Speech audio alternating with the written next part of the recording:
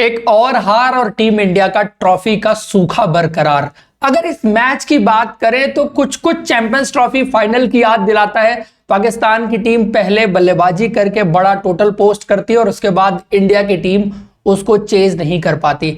आजकल modern day cricket में ये बहुत बार देखने में आता है कि बहुत सारी टीमें या कैप्टन टॉस जीत करके चेज करना पसंद करते हैं, इवन सेमीफाइनल और फाइनल में भी। और इंडिया की तो पिछले 2 इवेंट अगर आप बात करेंगे, चाहे WTC फाइनल हो चाहे ये वाला इवेंट हो, यहां पर टॉस जीत करके पहले गेंदबाजी करना भारी पड़ता हुआ नजर आ रहा है।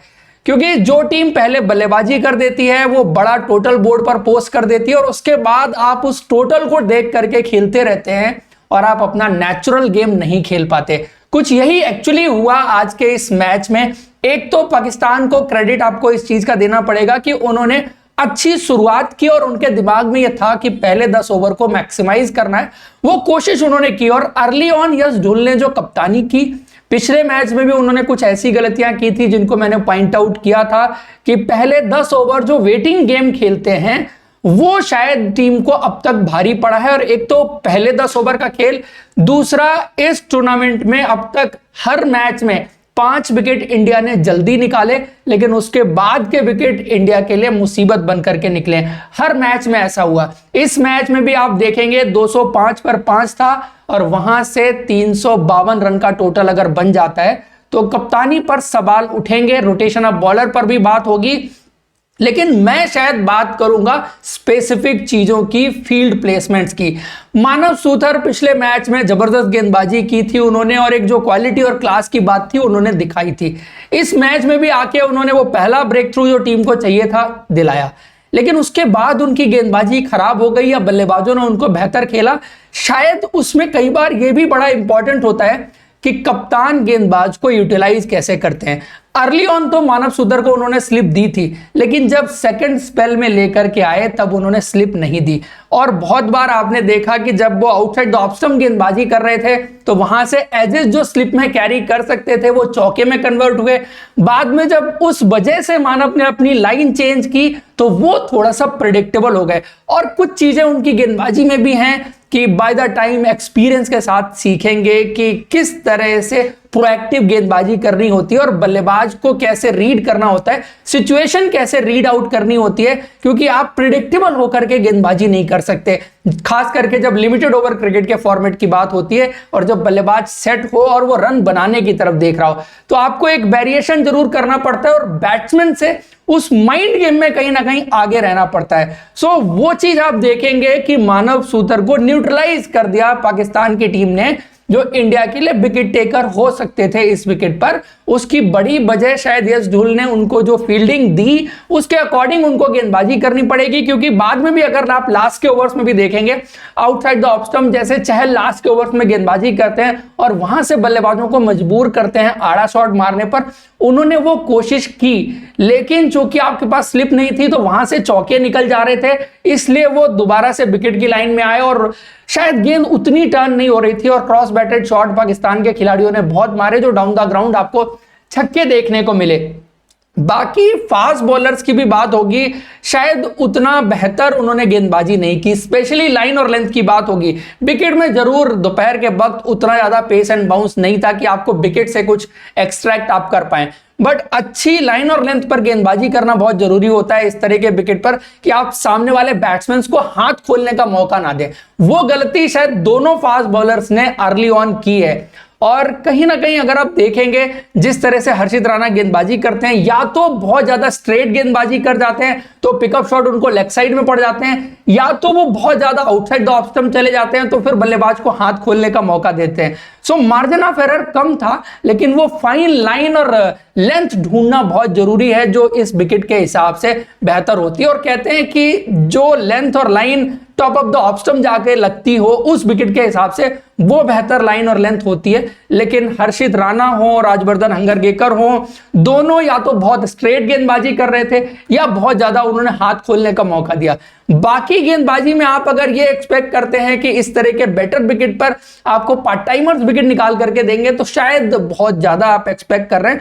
फिर भी अगर आप देखेंगे रियान पराग ने जिस तरह से विकेट्स निकाले और इंडिया को दोबारा से गेम में वापस लेकर के आए थे। सो वो आपको कभी कभार दिखने वाली चीजें हैं जो हो जाती है। अभिषेक शर्मा ने भी गेंद ओवरऑल अच्छा डाला, बुरा गेंद उन्होंने नहीं डाला, लेकिन शायद आज उनके खाते में वो विकेट नहीं आया।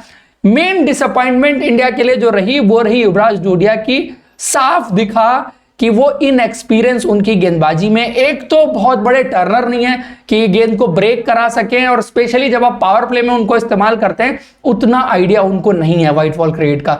रेड बॉल क्रिकेट एक सीजन खेले हैं सौराष्ट्र के लिए, लेकिन व्हाइट बॉल अभी उनको बहुत कुछ सीखना है कि कैसे स्ट्रीट स्मार्ट बॉलिंग की जाती है। वो उनके अभी आर्सेनल में तीर नहीं है कि व्हाइट बॉल क्रिकेट में गेंदबाजी कैसे करनी है। तो वो बड़े एक्सपेंसिव रहे, विकेट भी उनको नहीं मिला। ऑल एंड ऑल अगर आप टोटलिटी में गेंदबाजी देखेंगे तो जो आपके मेन गेंदबाज थे उन्होंने भी खराब गेंदबाजी की, फास्ट बॉलर्स ने भी की, इसी वजह से ये टोटल 352 रन बना है, जिसमें कप्तानी शायद ऐसी चीज हो सकती थी कि कप्तान कैसे अप्रोच करते हैं गेम को, फील्डर्स को किस जगह पर प्लेस करते हैं और गेंदबाजों से किस लाइन और लेंथ पर गेंदबाजी करने के लिए कहते हैं। सो ऑल एंड ऑल आप कहेंगे ना, ये collective failure of captaincy and bowling, उसी वजह से ये 352 रन बने।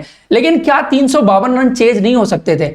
हो सकते थे। जिस तरह से इंडियन टीम ने शुरुआत की थी और अर्ली ऑन जो प्लान था कि रोटेशन ऑफ स्ट्राइक की तरफ देखेंगे और बॉल को मेरिट पर खेलेंगे, चौके भी लगाए, और बड़ी अच्छी ओपनिंग पार्टनरशिप लगी थी दोनों खिलाड़ियों के साथ, क्योंकि एक वक्त ऐसा लग रहा था जिस पेस पर जा रहे थे लगभग 8 रन पर ओवर, सो बहुत अच्छा जा रहे थे। तो जरूरत जो थी वो ये थी कि पारी को लंबा लेकर के जाने की। सो साई सुदर्शन थोड़ा सा अनकंफर्टेबल हुए, और ये जो एरिया ऑफ अटैक है, लाइन ऑफ अटैक है जो पाकिस्तान के गेंदबाजों ने किया है, वो आईपीएल में भी उनके लिए चैलेंजिंग रहा। थोड़ा सा शॉट सिलेक्शन की बात होगी।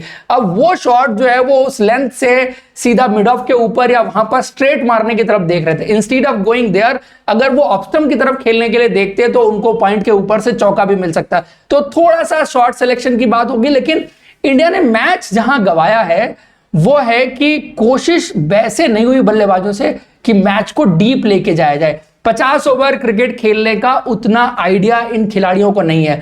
पाकिस्तान की टीम में ज्यादातर खिलाड़ी आप देखेंगे 40 लिस्टे मैचेस खेले हुए हैं। यहां पर बहुत सारे खिलाड़ी अपना पहला लिस्टे गेम खेल रहे थे, तो वो इनएक्सपीरियंस आप कह सकते हैं। वो पेशेंस इंडिया ने नहीं दिखाया, क्योंकि जितने ओवर में पाकिस्तान ने 205 बनाए थे उतने ही ओवर में इंडिया ने भी 205 बनाए। लेकिन अंतर इतना था कि पाकिस्तान उस वक्त 5 विकेट गिरे हुए थे और इंडिया के उस वक्त 8 विकेट गिरे हुए थे। सो जो विकेट्स इंडिया के गिरते रहे और कुछ बल्लेबाज थोड़ा ज्यादा जल्दी में दिखे, उस वजह से भी इंडिया को यह हार का सामना करना पड़ा। पार्टनरशिप जरूर ऑड पार्टनरशिप लगी, लेकिन मैच में अगर टर्निंग पॉइंट की बात करें तो अभिषेक शर्मा का जो कैच था, क्योंकि अभिषेक ने क्रीज पर अच्छा टाइम स्पेंड किया था, अच्छे मूड में दिख रहे थे और सेंसिबल क्रिकेट खेल रहे थे। हर ओवर में ऑड बाउंड्री और रोटेशन ऑफ स्ट्राइक की तरफ देख रहे थे, जिससे 7 रन 8 रन पर ओवर आराम से आ रहे थे।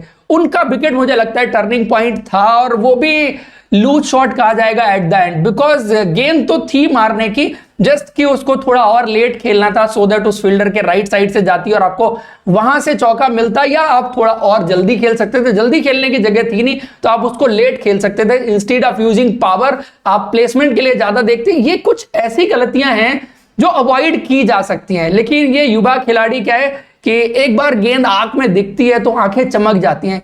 ये कुछ चीजें आप bye the time, by the experience सीखते हैं कि कैसे गेम को डीप लेके जाना है। और अगर इंडियन मिडिल ऑर्डर मैच को डीप लेके जाता तो जरूर आपको फाइटिंग मैच देखने को मिल सकता था, क्योंकि 132 तक लगभग सब कुछ ठीक चल रहा था। जब अभिषेक शर्मा आउट हुए उसके बाद से जो कोलैप्स शुरू हुआ, यस जुल भी ज्यादा जल्दी में दिखे। मुझे लगता है कि वो भी एक एंड होल्ड करते और प्लेयर अराउंड में अगर खेलते चले जाते, सो बेटर टैक्टिक्स और स्ट्रैटेजी हो सकती थी।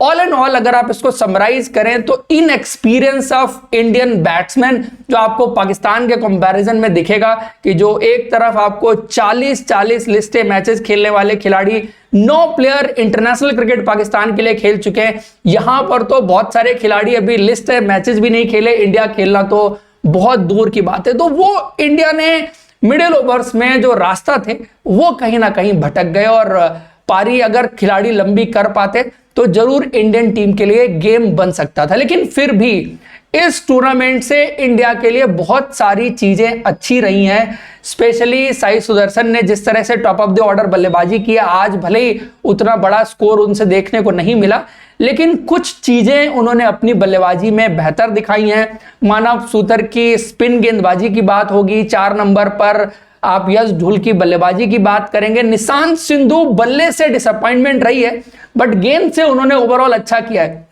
सो अच्छा एक्सपोजर एट द एंड मैं कहूंगा इन खिलाड़ियों के लिए कहीं ना कहीं रहा है, क्योंकि इस लेवल पर एक्सपीरियंस खिलाड़ियों के सामने खेलना आपको एक अच्छा एक्सपोजर जरूर देता है। हार जरूर मिली है, मुझे लगता है कि इससे ये खिलाड़ी सबक सीखेंगे। आपको ये चीज भी ध्यान रखनी पड़ेगी कि इस टीम में ज्यादातर खिलाड़ी 20, 21, 22 साल के प्लेयर्स हैं जो आगे चल करके 1 से 2 साल में तैयार होंगे। इनमें से कोई भी अभी फाइनल प्रोडक्ट नहीं है, इनको प्रोडक्ट बनना है जो 1 से 2 साल, कोई 3 साल में तैयार होगा। फिर मैच्योरिटी के साथ, विद एक्सपीरियंस के साथ स्किल और एनहेंस करेंगे। और अभी जो पाकिस्तान और इंडिया की बल्लेबाजी में कंपैरिजन की बात अगर करेंगे, सो उधर चूंकि अच्छी खासी एज के खिलाड़ी हैं, सो बॉडी स्ट्रेंथन भी है, पावर उनके पास उतनी है। इन खिलाड़ियों के पास शॉट्स में उतनी पावर नहीं है, जो शायद by the time, by the age अभी डेवलप करेंगे और बेटरमेंट होगी। सो इंडियन क्रिकेट के लिए आगे आने वाले वक्त में अच्छे नतीजे आपको इन खिलाड़ियों से भी देखने को मिलेंगे। पिछले मैच में कैरेक्टर जरूर दिखाया था, इस बार शायद वो रेजिस्टेंस और दिखाने की जरूरत थी, गेम में बने रहने की जरूरत थी, जो नहीं दिखा पाए। So that's it from this video. India versus Pakistan emerging Asia cup के फाइनल रिव्यू में इतना ही। आपको वीडियो डिस्कशन पसंद आया तो लाइक जरूर करें, और अब तक आपने सब्सक्राइब नहीं किया तो सब्सक्राइब कर लीजिए। Thank you so much, see you.